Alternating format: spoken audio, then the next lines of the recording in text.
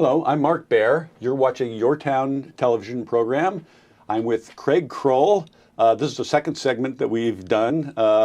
Craig is has the Krull Gallery in Santa Monica, California, in Bergamot Station, if you know the area.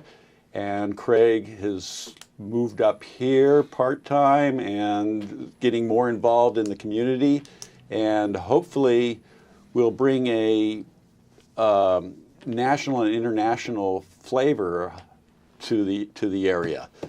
So what are you thinking moving up here, and what are you thinking about what might happen? Well, I am open to all the possibilities. First of all, I need to find a space, and I'm looking at your suggestion from Seaside down through Carmel. I live in Carmel. That's where my home is. I would like to be in Carmel. There's a restriction, as you know. You can't open a gallery unless you move where one just moved out, so it's a little tough. But I am looking for a space, and I'll always keep my space in Santa Monica. But I do want to bring some of the great work and artists that I work with down from Southern California up here, and actually have them come here and maybe experience the area and work with, the environment and create work that is relative to this area. In fact, that's one of the kind of beliefs that I stand by. Gary Snyder, the poet, one of my favorite poets, one of the things he said was, "Our place is part of what we are." It's a very simple statement, but it's so true. And a lot of the work that I show is about that. And it's not just a simple kind of, one-to-one artist making a picture of a place. It's the inspiration and the feeling that you get when you're in a place, the environment, the traffic, the sounds, the noise, the smells, the people, the culture, everything about a place, the flora, the fauna, everything about a place influences who you are if you've been there long enough. And I feel that about Southern California. I've spent my whole life there. And I've always had a kinship to this area, the Monterey Peninsula, for many reasons. I've been coming here since I was a kid. Came here on my honeymoon many times. And so I've always loved it. And so I have a sense of place about this area, and I want to explore that in the gallery. And I think we've got a lot of tourist art. We've got a lot of very good plein air and representational art. What I don't feel we have is the bigger art conversation. Right. And that I know that they have the car show here, the food and wine show here, and I'd love art. Where's our Art Basel here? That's true. I would like to bring that to this area. I've worked for a long time with some of the best artists in Southern California. Peter Alexander, Julia Schulman, Lynn Fowkes, Don Bacardi, so many. Such a long list, Carlos Alvarez, that I would like to bring that here.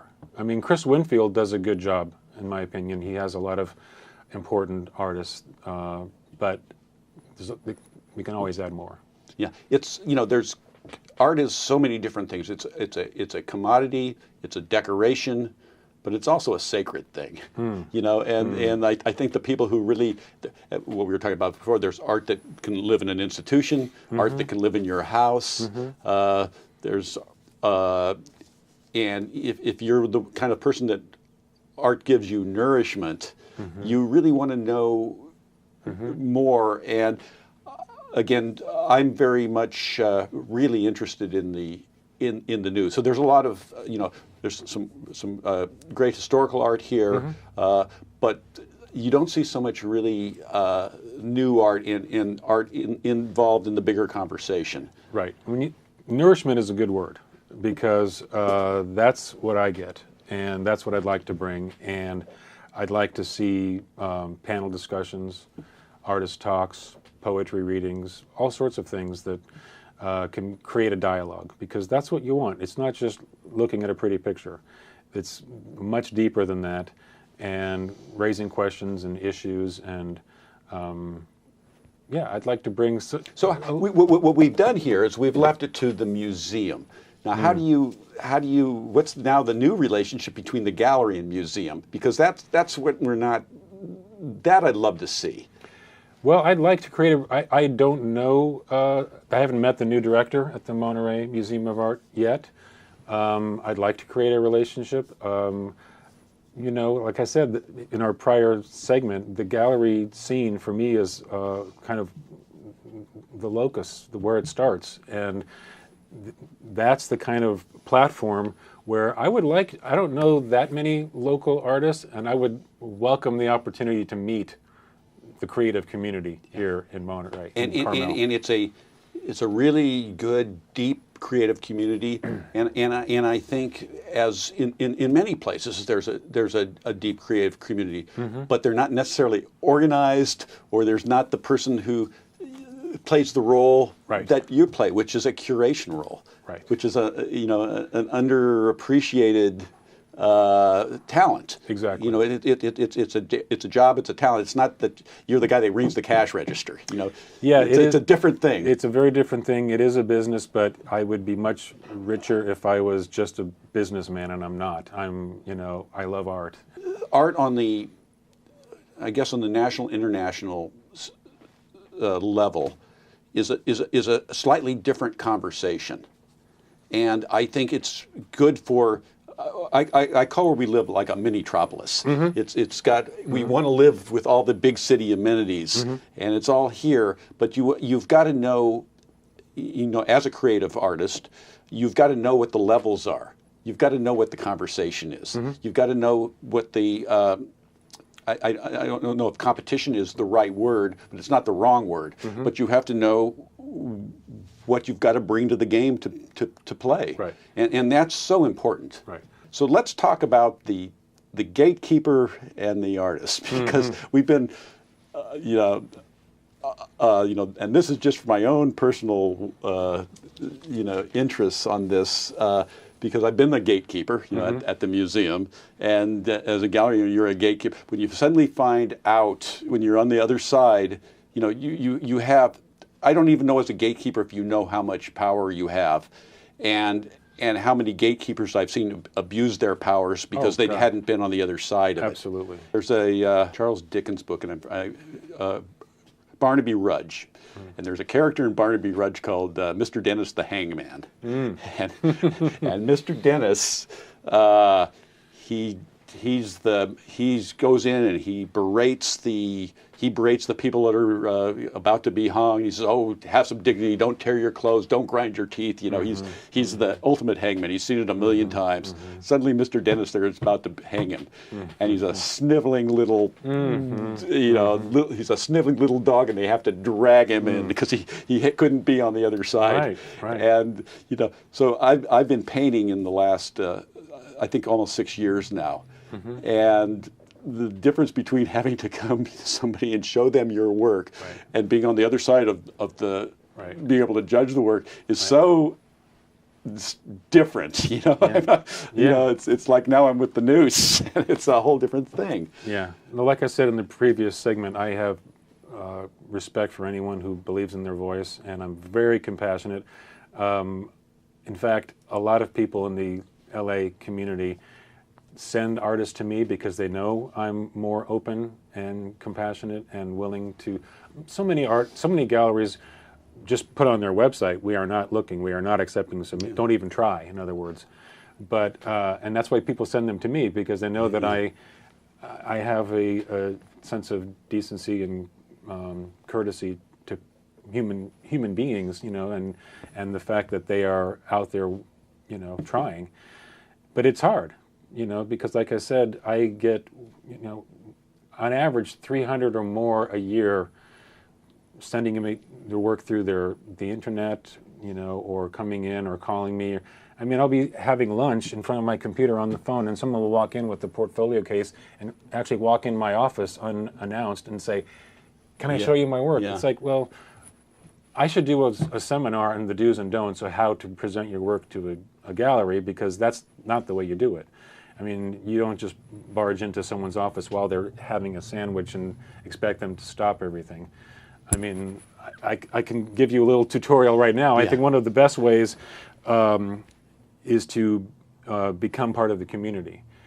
I tell artists, if you want to be in galleries, go to galleries. Right. In other words, if you want to show in a gallery, I suggest you go. In LA, there's over 100, so it's, I say pick a day, 1 day a week or 2 days a month, and spend that entire day going to the galleries. Take Culver City one day, take Santa Monica one day, take downtown one day.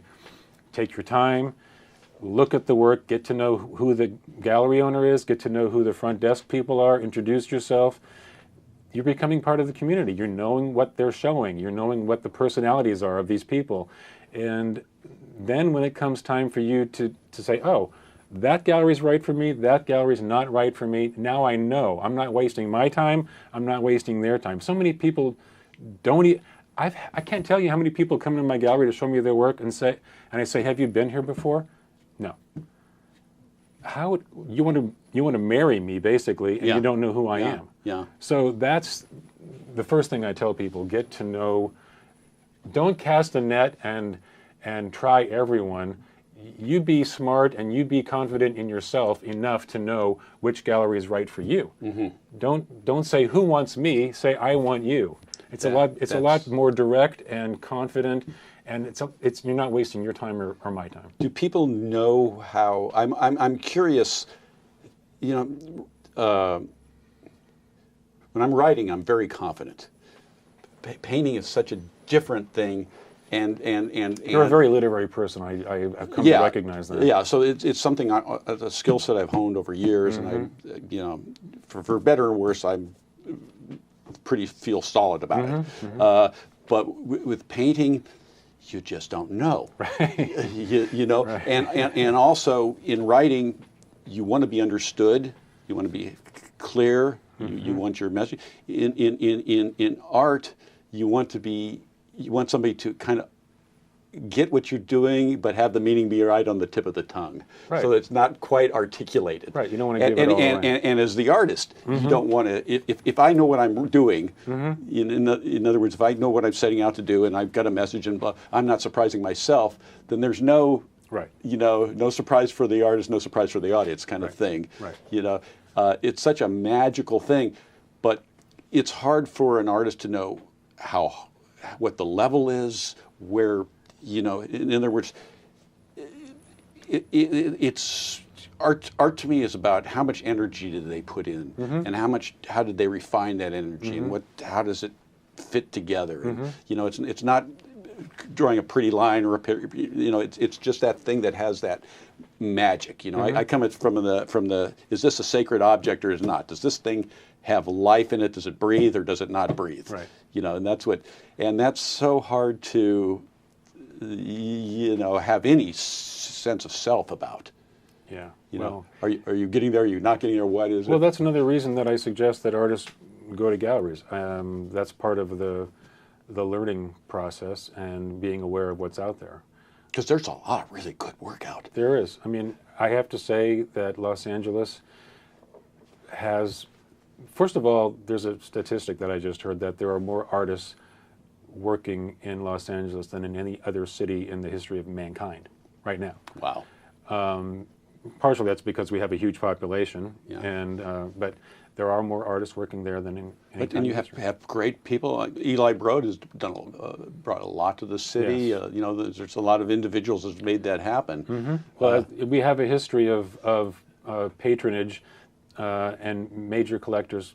The Huntington, the Getty, the Hammer, the Broad.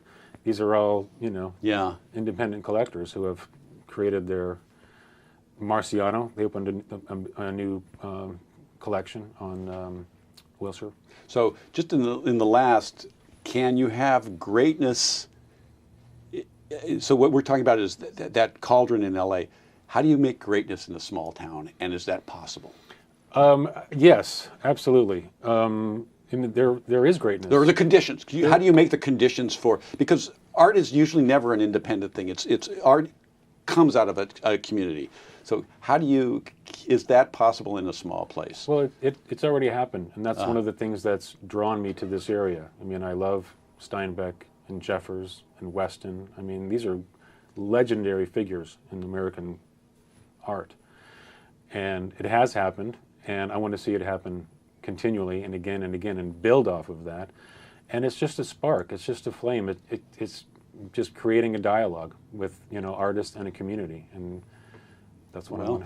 Welcome here. Welcome to your new home. Thank you so much, Mark. This is Mark Baer. You're watching the YourTown television program. I'm with Craig Krull, and we're going to bring some great art here.